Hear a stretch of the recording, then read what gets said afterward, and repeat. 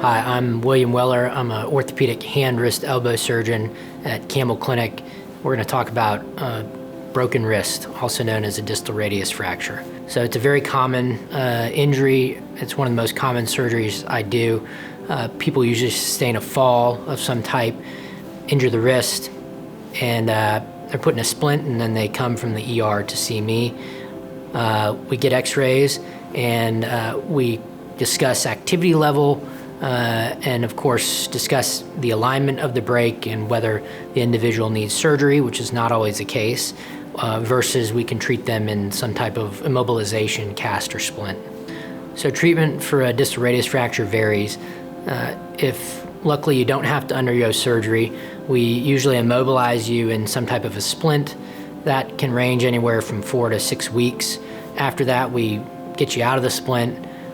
Most people don't require therapy, but of course, if you feel like you're getting stiff or feel like it would benefit you, we usually get you set up if that's the case.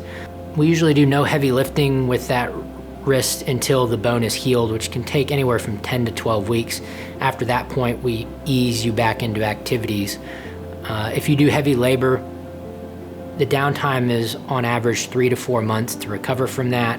If you don't do heavy labor, you'll be out of your splint roughly at 4 to 6 weeks, and you can return to activities such as typing or lighter duties. So surgery is very dependent on the individual, their activity levels, and the nature of the break. People that tend to require surgery are people who are high demand and have break characteristics or fracture characteristics that have distortion of the bone that needs to be restored by us putting the bone into a better alignment and putting a plate, usually on this side of the wrist, to stabilize the fracture fragments or bone fragments. That's usually done outpatient. It's done under a regional block most often, which helps eliminate pain immediately after surgery. We see you 2 weeks after surgery, usually switch you to a much less bulky splint until the 6-week postoperative mark. At 6 weeks, we discontinue splinting and just allow time to heal the rest of the bone.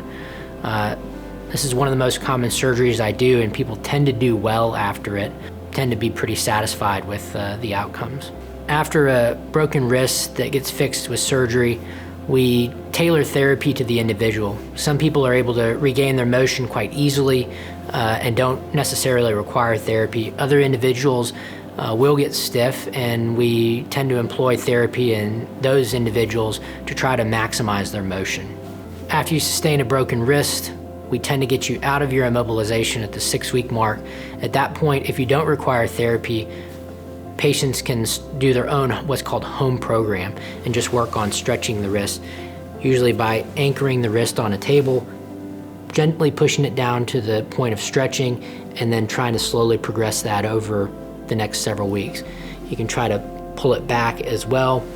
I also have them fix the elbow to the rib cage, turn the palm up, stretching it, turn the palm down, stretching it, and their goal is to try to get a match set compared with the uninjured wrist.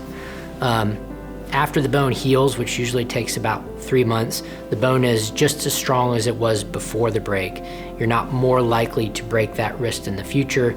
Patients pretty often get back to their normal activities compared to before surgery, unless they have an extremely bad injury, which is not the norm.